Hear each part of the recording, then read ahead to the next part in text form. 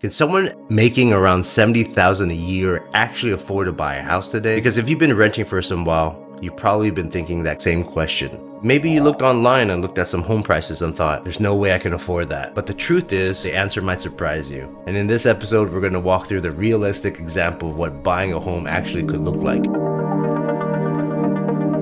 My name is Jon Taw. I'm a mortgage broker powered by Edge Home Finance. We help families across 49 states navigate the home buying process. Because we've been partnered with over 140 lenders, we have access to over 400 mortgage products. We can match each buyer to the right loan for their situation so they can move forward confidently with no surprises.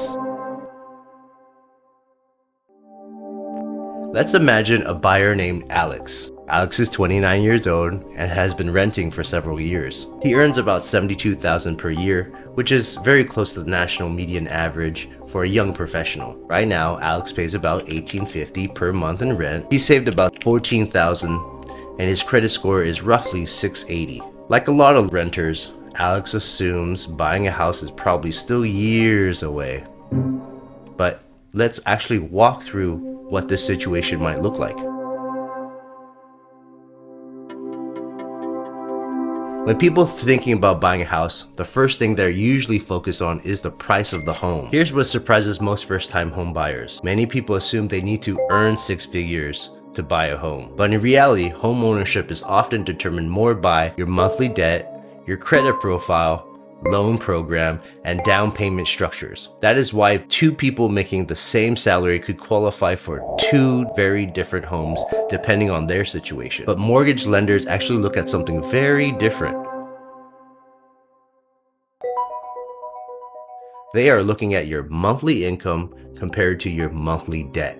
And that's what we call the debt to income ratio. It helps determine if you can afford realistically a large payment monthly. Let's say Alex earns about $72,000 per year. That's about $6,000 per month before taxes. Many loan programs allow a housing payment somewhere between 28 to 31% of gross income, depending on the loan structure and other factors. That means Alex might qualify for a monthly payment roughly in the range of $1,700 to $2,000 per month. And that number will surprise a lot of people because Alex is already paying $1,850 in rent. This is where having access to many loan options can make a big difference for your situation.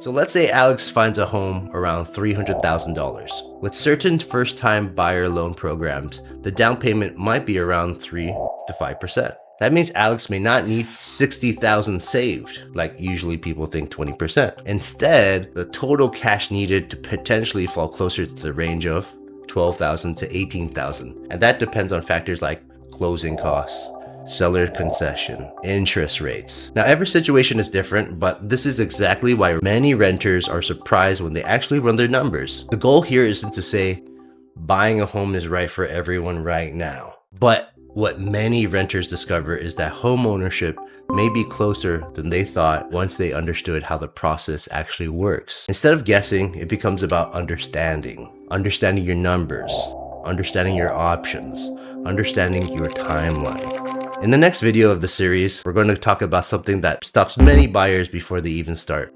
And that's called the credit scores. Specifically, what credit scores do you actually need to buy a home? Because often, the answer is very different from what people expect. If you're wondering whether buying a home might be actually possible for you, schedule a first-time buyer strategy call with me where we will strategically review your file. Or you can download the free first-time home buyer guide, which explains the entire process step by step so you know exactly what to expect. Both links are in the description below. See you next time.